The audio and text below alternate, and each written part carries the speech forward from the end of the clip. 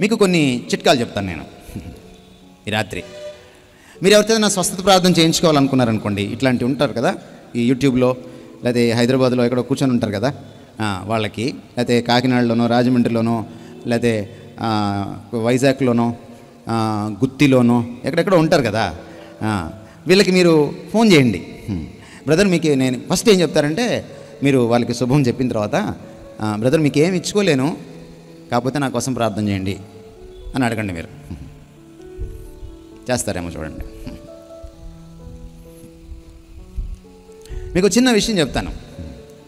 మా ఊరికి దగ్గరగా ఉంటుంది చీరాల. అక్కడ ఒక మీటింగ్ జరిగింది, పెద్ద సభ. ఆయన రేడియో స్పీకర్. ఆ రోజుల్లో అందరినీ పిలిచారు. అందరూ చక్కగా సభకు వచ్చారు. వాక్యం చెప్పాడు. పాపం తప్పుడు బోధ ఏం చెప్పలేదు, మంచి బోధే చెప్పాడు ఆయనకున్న అవగాహనలో. కానీ అందరినీ ప్రేయర్ రిక్వెస్ట్లు అడిగారు, ప్రార్థన వినతి పత్రాలు ఇవ్వమన్నారు. ఒక కవరు వీళ్ళే ప్రింట్ చేశారు, వినతి పత్రం ఎలా రాయాలో కూడా వీళ్ళే ప్రింట్ చేశారు. దాంట్లో వీళ్ళ పేరు రాయాలి, వినతి ఏంటో రాయాలి. అయితే వినతి పత్రం ఒకటే ఇవ్వరు, ఏమివ్వాలి? దాంట్లో ఒక నోటు పెట్టాలి, పచ్చ నోటు పెట్టాలి. ఏమండి, పాపం ఆ చీరాల్లో కూడా క్రైస్తవులు ఎక్కువ, రాజమండ్రిలాగే తండోపతండాలుగా వచ్చారు, తండోపతండాలుగా కవర్లు ఇచ్చారు. మీటింగ్లు 3వ రోజు అయిపోయినాయి. అయిపోయిన తర్వాత, అంటే యథార్థ కాదు చెప్తున్నా మీకు నేను, అంటే నేను కొంచెం రీసెర్చ్ చేస్తుంటాను, అందుకని అనమాట. వాళ్ళు వెళ్ళిపోయారు, ముట్టములు సర్దుకొని హైదరాబాద్ వెళ్ళిపోయారు వాళ్ళు. మీటింగ్లు అయిపోయినాయి కదా. మరుసటి రోజు, అంటే మీటింగ్లు అయిన మరునాడు, చీరాల పట్టణంలో తిరుగుతుంటే చెత్త కుండీల దగ్గర చాలా కవర్లు ఎగురుతున్నాయి, పెళ్ళమని ఎగురుతున్నాయి కవర్లు. సరే, నా బొట్టోడు ఎవడో కవర్ల వరకే ఎగురుతున్నాయేమోనని చూద్దామని వెళ్ళి చూస్తే కవర్లో ఉన్నటువంటి ప్రార్థనా వినతి పత్రము అక్కడే ఉంది, చెత్తకుండీలో. ఏం తీశారండి? పచ్చ నోటు ఒక్కటే తీశారు. మీకు పచ్చ కామెర్లు వచ్చినాయి, అది ప్రాబ్లం. అది మీకు సత్యం అర్థం కావట్లా. వీళ్ళు ఎందుకు వస్తారంటే పచ్చ నోట్ల కోసం వస్తారు. అందుకే ఈ ఎల్ఈడి సంఘాల వాళ్ళకి నేను ఒక ఐడియా ఇచ్చాను, మీరందరూ వినుంటారు. ఆయన రాకుండా ఆయన బొమ్మ వస్తుంది కాబట్టి మన ఊరికి, మీరు కూడా 500 రూపాయలు, 1000 రూపాయలు, 2000 రూపాయలు పంపించకుండా బొమ్మ పంపించండి ఆయనకి వాట్సాప్లో అని చెప్పాను. ఏమైనా నేను తప్పు చెప్పానా? తెలుగు రాష్ట్రాల్లో ఏం జరుగుతోంది? సత్యం ముసుగేసుకొని ఎలా తిరుగుతోంది? నెంబర్ 1, ఈ అసత్య బోధకులు లేకపోతే అసత్య బోధల ట్రెండ్స్ మీకు చెప్తున్నాను నేను. పోకళ్ళు ఎలా ఉంటాయి? మొదటి పోకడ ఏమిటంటే the demotion of God. Demotion అంటే ఇంగ్లీష్లో మీకు దీని ఆపోజిట్ బాగా తెలుసు, ప్రమోషన్. మనం ఇక్కడ ఎందుకున్నాము? దైవజనుల పని ఏంటి? మనం క్రీస్తును ప్రమోట్ చేయడానికి ఉన్నాం. దేవుణ్ణి ప్రమోట్ చేయాలి లోకంలో. నేను నీ నామమును ప్రచురపరుచుతును అన్నాడు కీర్తనకారుడు. మనం చీకటి నుంచి ఆశ్చర్యకరమైన వెలుగులోకి ఎందుకు వచ్చామంటే ఆయన గుణాతిశయాల్ని ప్రమోట్ చేయాలి, మనం ప్రచురం చేయాలి. కానీ ఈరోజు జరుగుతుంది ఏంటంటే ద డిమోషన్ ఆఫ్ గాడ్. ప్రాచుర్యానికి ఆపోజిట్ అనమాట.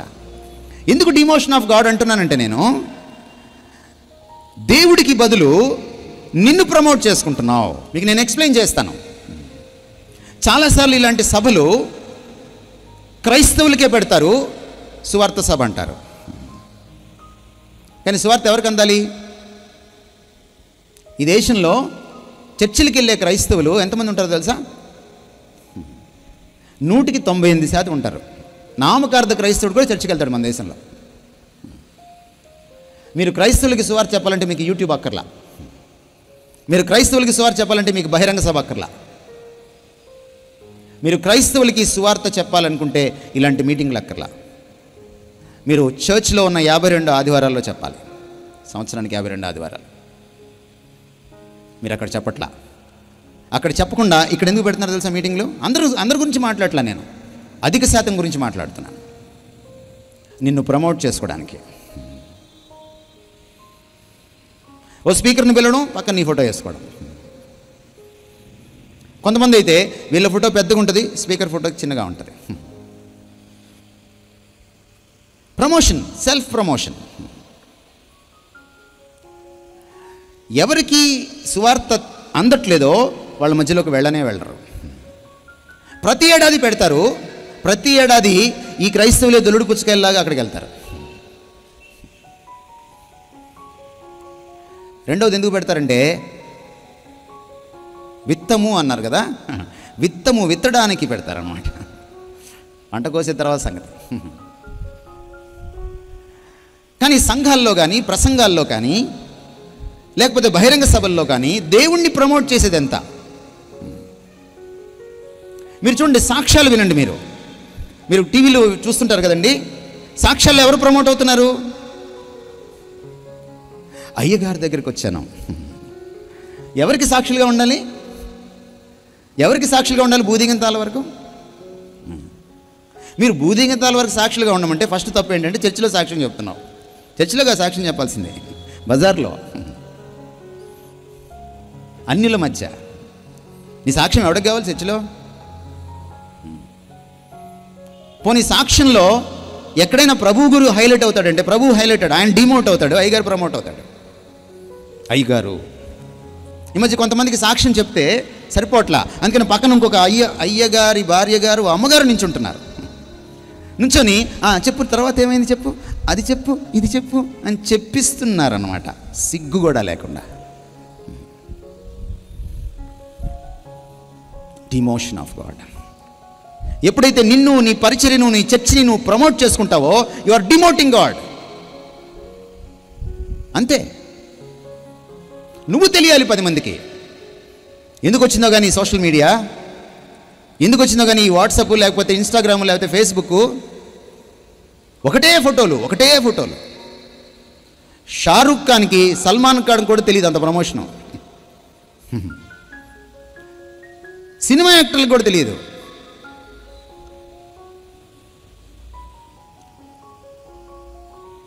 ఈ మధ్య ఒక దైవజనుడు కనపడ్డాడు ఫ్లైట్లో.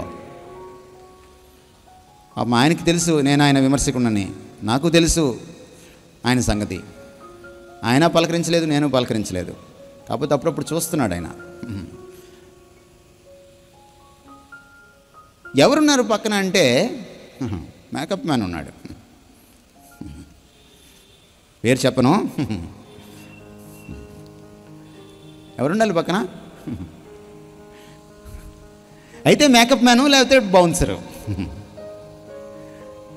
బౌన్సర్లు ఎందుకో తెలుసా? ఎవరో వచ్చి కొడతారని కాదు, వీళ్ళని చూడరు కాబట్టి వాళ్ళు పక్కన పరిగెడుతుంటే 10 మంది దృష్టి నీ మీద పడుతుంది. దేవుణ్ణి డిమోట్ చేయడానికి ఎన్ని ఐడియాలు. రాత్రి మీకు చెప్తున్నాను, నేను దేవుణ్ణి డిమోట్ చేసేవాడిని మీరు ప్రమోట్ చేయకండి. మీకు చెప్తున్నాను ఈరోజు, చేస్తే మీకు శ్రమ, చెప్పిన తర్వాత కూడా చేస్తే శ్రమ. రెండవది డీఫోకసింగ్ క్రైస్ట్. రెండవ పోకడ, క్రీస్తు కనుమరుగైపోతున్నాడు. ఇది ఎప్పుడో స్టార్ట్ అయింది, ఈ మధ్య మరీ ఎక్కువైంది. క్రీస్తు అయిపోతున్నాడు. సాక్ష్యంలో క్రీస్తు లేడు. సాక్ష్యం అంటే ఏమిటి? నేను దుర్మార్గుణ్ణి, దేవుడు నన్ను నీతిమంతుడిగా మార్చాడు. నేను పతితను, దేవుడు నన్ను పవిత్రుడిగా మార్చాడు. నేను హంతకుణ్ణి, దేవుడు నన్ను హృదయంగా చిత్రీకరించాడు. ఈరోజు హృదయం ఉన్నవాడిగా మారాను. నేను దొంగని, దేవుడు నన్ను ఒక దొరగా మార్చాడు. ఇది సాక్ష్యం. నేను పనికి మాలిన వాడిని, దేవుడు నన్ను ప్రయోజకుడిగా చేశాడు. ఇది సాక్ష్యం. దేవుడు నన్ను తాకాడు, క్రీస్తుని నేను చూశాను, క్రీస్తు నా బ్రతుకును మార్చాడు. లేదు ఈరోజు సాక్ష్యంలో. ఆయన డీఫోకస్ అయిపోయాడు. ఆయన ప్లేస్లోకి ఎవరు వచ్చారు? మళ్ళీ అయ్యగారు వచ్చారు. నేను ఎన్నో చోట్ల తిరిగాను, ఎన్నో ఇబ్బందులు పడ్డాను, నేను ఇంకా చచ్చిపోదాం అనుకున్నాను. అప్పుడు అయ్యగారి దగ్గరికి వచ్చాను. ఏమండి, ఒక మనిషిని అయ్యగారు మార్చగలరా? ఇక్కడ ఉన్న దైవజనులు చెప్పండి, ఒక మనిషిని అయ్యగారు మార్చగలరా? మార్చగలరని మీరంటే మిమ్మల్ని ఒక ప్రశ్న అడగాలి నేను. మీ భార్యను మార్చండి, మీరు చూద్దాం. అయ్యగారులు దేవుడికి భయపడతారు లేదు తెలియదు, కానీ అమ్మగారికి భయపడతారు.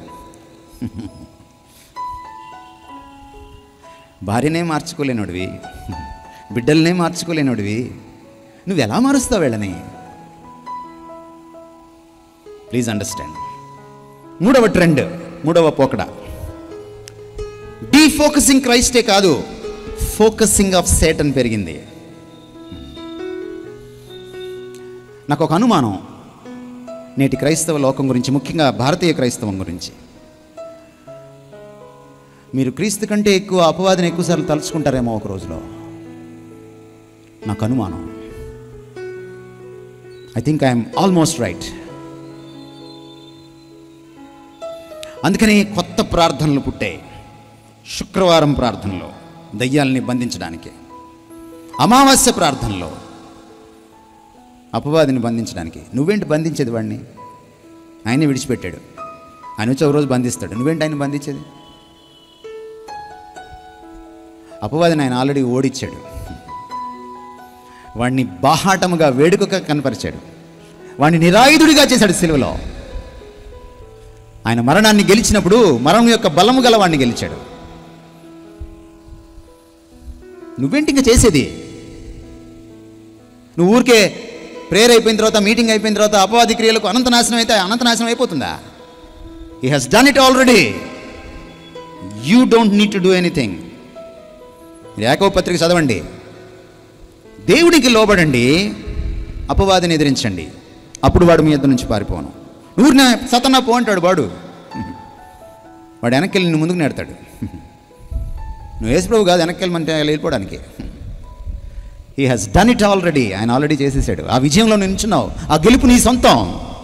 నువ్వు ఈరోజు 10 సార్లు వాడి గురించి తలంచుకోనక్కర్లేదు, వాడి గురించి ప్రత్యేక ప్రార్థన చేయనక్కర్లేదు, వాడి గురించి భయపడనక్కర్లేదు. ఏం జరిగినా అన్నా వాడు వచ్చేసాడన్నా. బైబిల్లో ఏముందంటే, యేసు వైపు చూచుచూ పందెంలో పరిగెట్టమనుంది. యేసు వైపు చూచుచూ పరిగెడితే సులభముగా చిక్కులో పెట్టు పాపం నుంచి నువ్వు విడుదలవుతావనుంది. యేసు వైపు చూచుచూ నువ్వు పరిగెడితే పాపంని నువ్వు పోరాడేటప్పుడు రక్తము కారణంతగా పోరాడినా నీకు విజయం అని ఉంది. నువ్వు చూడవలసింది ఎవరిని? You need to reverse the trend. Defocus Satan and focus Christ. క్రీస్తును దృష్టించు, క్రీస్తును ధ్యానించు, క్రీస్తు ధ్యాసలో బ్రతుకు. అపవాదిని దృష్టించకు, వాడి ధ్యానంలో వాడి ధ్యాసలో బ్రతకు. ఎవరైనా వచ్చి మీకు అపవాది గురించి ప్రత్యేక ప్రసంగాలు ఇస్తున్నారంటే, ప్రత్యేక ప్రార్థనలు చేస్తున్నారంటే గమనించండి, వాళ్ళు తప్పుడు బోధకులు.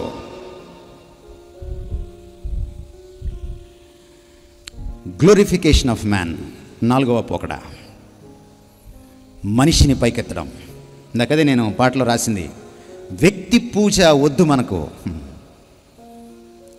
క్రీస్తునే మనం పూజించాలి, ప్రభువుకే మన ప్రణామం, మనం ప్రణమిల్లాలి.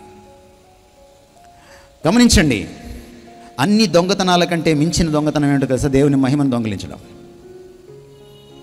గమనించండి, అన్నింటికీ మించినటువంటి ఘోరమైన అబామినేషన్, అసహ్యమైన పాపం ఏంటంటే దేవుని మహిమను దొంగిలించడం. It's a సాక్రిలేజ్.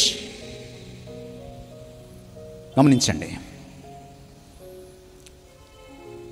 హేరోదు తను తాను హెచ్చించుకున్నాడో లేదో మనకు తెలియదు, తన గురించి సెల్ఫ్ డబ్బా కొట్టుకున్నాడో లేదో మనకు తెలియదు, ఒక సెల్ఫీ పోస్టర్ ఫేస్బుక్లో పెట్టుకున్నాడో లేదో మనకు తెలియదు. కానీ హేరోదు బర్త్డేకి వచ్చిన వాళ్ళు, సెలబ్రేషన్కి వచ్చిన వాళ్ళు, చుట్టుపక్కల ఉన్న జనం హేరోదును పొగిడారు. They glorified Herod to the level of God. దేవుని స్థానానికి ఎత్తారు. హేరోదు మాట్లాడి ముగించిన తర్వాత, ఎందుకు చప్పట్లు కొట్టద్దు అంటున్నాను, హేరోదు మాట్లాడి ముగించిన తర్వాత, హేరోదు మాట్లాడలేదు, మనుషులు మాట్లాడలేదు, దేవుడు మాట్లాడాడు అన్నారు. హేరోదు ఏం చేయాలి? వెంటనే ఖండించాలి. హేరోదు తప్పొక్కటే, ఖండించలా, పురుగులు పడి చచ్చిపోయాడు. చదివారా మీరు ఆ వాక్య భాగం? ఏమర్థమైంది మీకు దేవుడి గురించి? రోషము కలిగిన దేవుడు, తన మహిమను దైవజనుడు తీసుకున్న, రాజు తీసుకున్న, అధికారం తీసుకున్న, ఎవడు తీసుకున్న, దేశాధినేత తీసుకున్న ఒప్పుకోడు. నువ్వెంత, నేనెంత? ఎందుకు వ్యక్తి పూజ చేస్తున్నారు? ఎందుకు చేస్తున్నారు వ్యక్తి పూజ? చాలామంది వచ్చి నా దగ్గర చెప్తున్నా, అన్న నీ ఫ్యాన్ నేను, నీ ఫ్యాన్ వద్దు, నీ ఏసీ నాకొద్దు. You must be the fan of Christ and the follower of Christ and nobody else.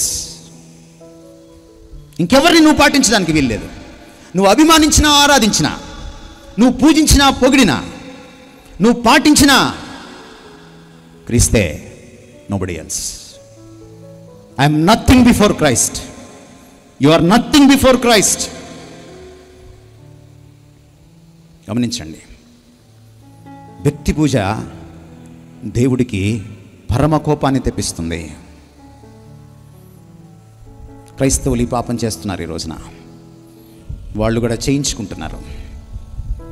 Please please please, for God's sake, for your good sake, don't do this. చేయొద్దు దయచేసి. ఈ రోజున ఫేస్బుక్లో, వాట్సాప్లో, యూట్యూబ్లో ప్రమోట్ చేసుకునే బిజినెస్లో ఉండిపోయారు మన వాళ్ళు, మన దైవజనులు. ఇది మహాపాపం. ఇది మహాపాపం. బర్త్డేలు చేసుకుంటున్నారు గొప్ప గొప్ప దైవజనులు. అప్పుడు బోధలు చేయని వాళ్ళు కూడా, మంచి బోధ చేసేవాళ్ళు కూడా, వాళ్ళని చూస్తే నాకు బాధేస్తుంది. ఎవడివి నువ్వు? నీ బర్త్డే ఏ పాటిది?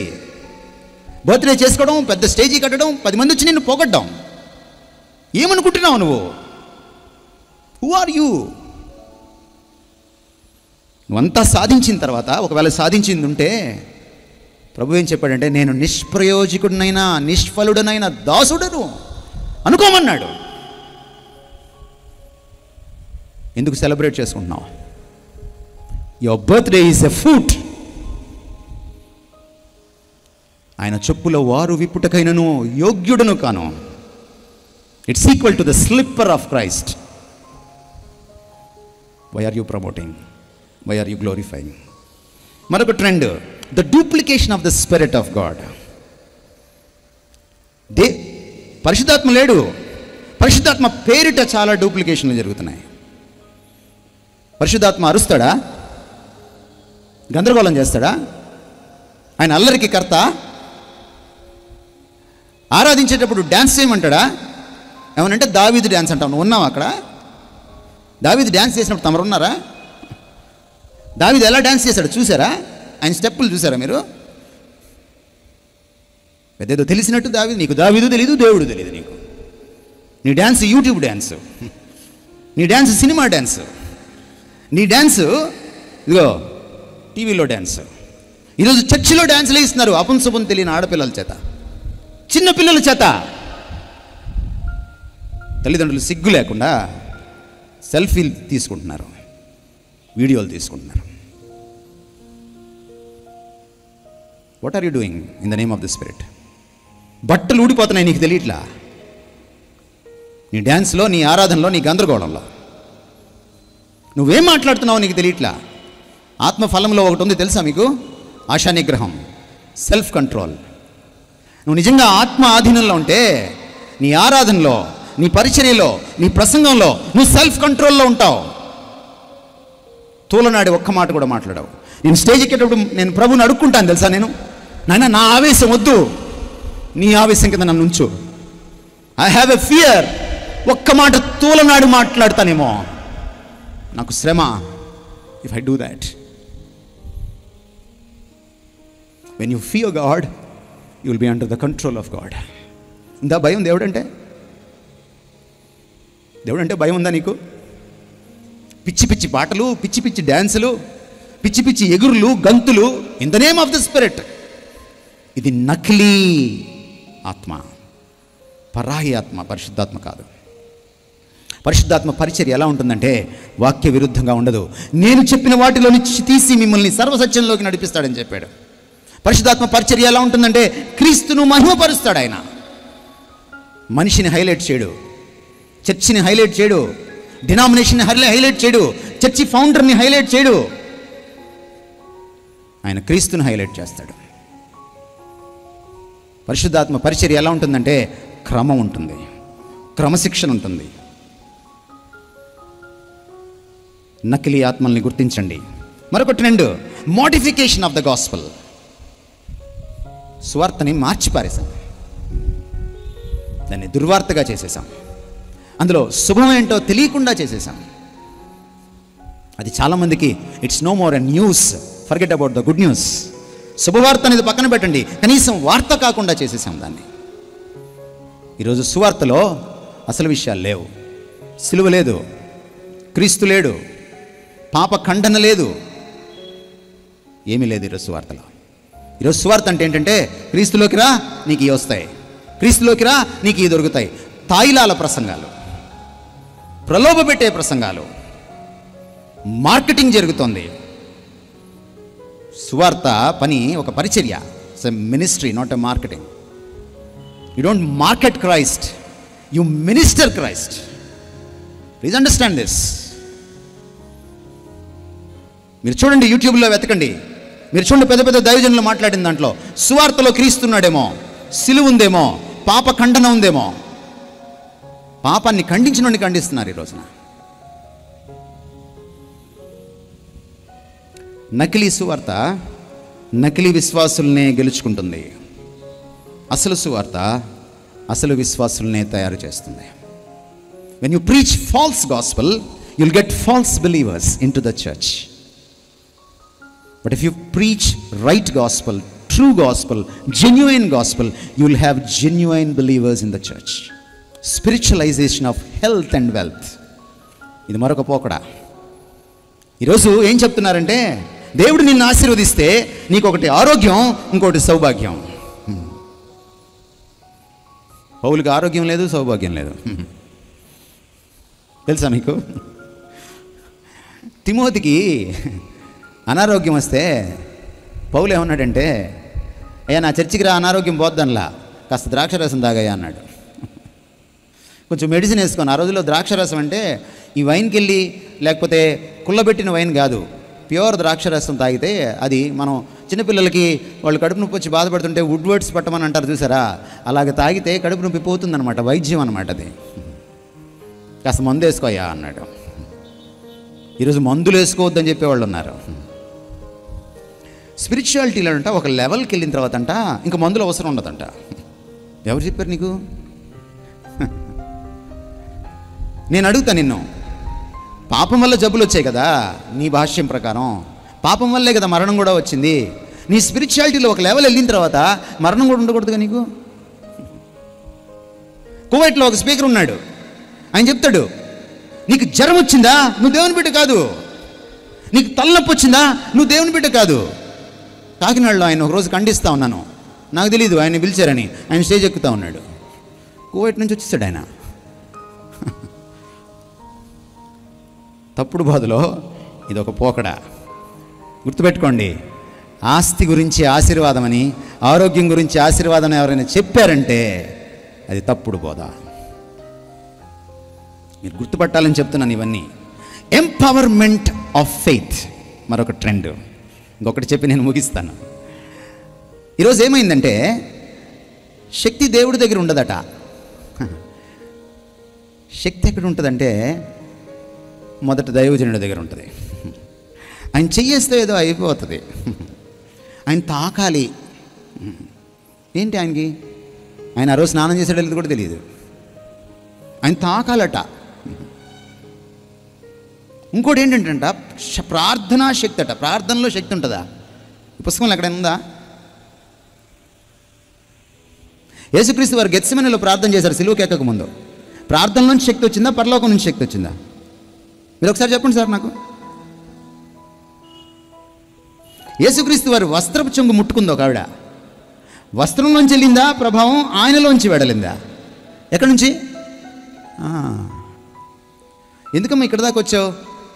నాకు ఒక మాట చెప్పుంటే పేతురుతోటి వస్త్రపు చెంగు ఒకటి కట్ చేసి నీకు పంపించేసేవాడిని కదా అని అనలేదేంటో యేసు ప్రభు.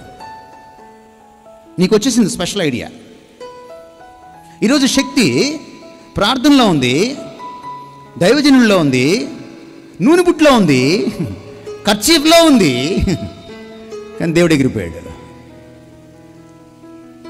నాకు తెలిసిన ఒక స్నేహితుడు, నేను విదేశాలకు వెళ్తే కలిసి, అన్న మా అమ్మని ఏం చేయాలో అర్థం కావట్లేదన్నా, ఆ బెల్లంపల్లి నుంచి కర్చీఫ్ తెచ్చుకుంది, 4 ఏళ్ళు అయిందన్నా, ఉతకమ్మా కనీసం అంటే ఉతకదట, ఉతికితే ప్రభావం పోద్దట. ఆ మురికి కర్చీఫే గుండెల మీద వేసుకొని పడుకుంటుందన్నా. ఎట్లా మార్చాలో మా అమ్మని అర్థం కావట్లేదన్నా. ఏం చెప్పాలి చెప్పండి? శక్తి ఆయన ఏమన్నాడంటే, ఆయన వస్త్రపు చెంగు తాకిన తర్వాత ఆవిడ స్వస్థపడింది. కానీ ప్రభు ఏమన్నాడంటే, నా వస్త్రం నుంచి వెళ్ళిపోయింది అనలా, నాలో నుండి ప్రభావం వెడలిపోయింది. The source of power is not prayer, is not your faith, is not the pastor, is not the godly man or woman. The source of power is God, God himself and nobody else. సాక్షాత్తు కుమారుడే ప్రార్థన చేస్తుంటే పరలోకము నుండి దూత దిగి వచ్చి ఆయనను బలపరిచాడు. నువ్వు దేవుడితో గడపకుండా, దేవుడితో సంబంధం పెట్టుకోకుండా, దేవుడితో రోజు సహవసించకుండా నీకు ఎక్కడి నుంచి వస్తుంది ప్రభావం? ఎక్కడి నుంచి వస్తుంది సార్? నీకైనా పాస్టర్కైనా ఎక్కడి నుంచి వస్తుంది? నువ్వు ఏకాంతంలో ప్రార్థన చేసి ఎంతకాలం అయింది? నువ్వు 1 గంట సేపు దేవుడితో మాత్రమే గడిపి ఎంతకాలం అయింది? ఎక్కడి నుంచి వస్తుంది నీకు power? God is the power house. Prayer is only a channel. Pastor is only a channel. The final trend ఏంటంటే, ఈ ట్రెండ్స్ అన్నిటికీ మించిన ఒక ట్రెండ్ ఉంది, మీలో ఉంది. అదేంటంటే ఇగ్నోరెన్స్ ఆఫ్ స్క్రిప్చర్స్. ఇంతమంది ఇంత ఘోరంగా క్రైస్తవ ప్రజానీకాన్ని మోసం చేస్తున్నారంటే కారణము దైవజనులు కాదు, ద సో కాల్డ్ దైవజనులు కాదు, దైవజనులు ముసుగులో వచ్చేవాళ్ళు కాదు, తప్పుడు బోధకులు కాదు. కారణం మీలో ఉంది. తమ కొరకు దైవజనులను, బోధకులను పోగు చేసుకుంటారు అని రాశాడు. అందుకే మీలో ఉంది తప్పు. ఏంటో తెలుసా? మీరు సత్యాన్ని ప్రేమించట్లేదు. అందుకనే మీరు సత్యమైన వాక్యాన్ని చదవట్లేదు. It is the uneducation, ignorance of the word of God. మీరందరూ చదువుకున్న పెద్దలు, గొప్పవాళ్ళు అయి ఉండొచ్చు. మీరు ఇంజనీరింగ్లు, ఎంటెక్లు, పిహెచ్డీలు చదివి ఉండొచ్చు. You might be highly educated, but you are not at all educated in scriptures. మీరు వాక్య విద్యలో మీకు ఏమాత్రం ప్రవేశం లేదు. మీకు వాక్య జ్ఞానం శూన్యం. ఎప్పుడు తప్పుడు బోధకుల్ని తరిమి కొట్టచ్చంటే మీరు బెరయా క్రైస్తవులైనప్పుడు, మీరు ప్రతిదినములు లేఖనములు పరిశోధించినప్పుడు, మీరు ప్రతి ప్రసంగాన్ని, ప్రతి పరిచర్యను, ప్రతి పద్ధతిని మీ సంఘంలో కానీ, బయట కానీ, యూట్యూబ్లో కానీ, మీ కళ్ళెదురుగా కానీ, బహిరంగ సభలో కానీ, మరొక సభలో కానీ మీరు ఎప్పుడు గుర్తుపట్టగలరంటే అసత్యం పోకడని, మీరు సత్యంతో పరిచయం అయినప్పుడు, మీరు వాక్యార్థులుగా మారినప్పుడు. విద్యను అర్థించేవాడు విద్యార్థి, వాక్యాన్ని అర్థించేవాడు వాక్యార్థి. You must be the ardent, devoted students of the Bible, the scriptures. అప్పుడే తప్పుడు బోధకుల్ని మీరు ఎదిరించగలరు. మీరు వేసిన ప్రశ్నకి రెండో రోజు కనపడరు వాళ్ళు. మీరు అడిగేటువంటి మీ ప్రశ్నలకి వాళ్ళ దగ్గర సమాధానాలు ఉండవు. మీకు తెలిసిన వాక్యం వాళ్ళకు కూడా తెలియదు. Please understand. మీరు సత్యమును తెలుసుకుందరు ఎప్పుడు? మీరు నా వాక్యమును గైకొనాలి, నా వాక్యాన్ని పాటించాలి. ఎప్పుడు పాటిస్తారు వాక్యాన్ని? పాటించకముందు పఠించాలి. పఠించిన వాడే పాటించగలడు. పాటించిన వాడికే సత్యం అర్థం అవుతుంది. సత్యం అర్థమైన వాడికే అసత్యం నుంచి విడుదల కలుగుతుంది. అసత్యాన్ని గుర్తుపట్టగలుగుతారు.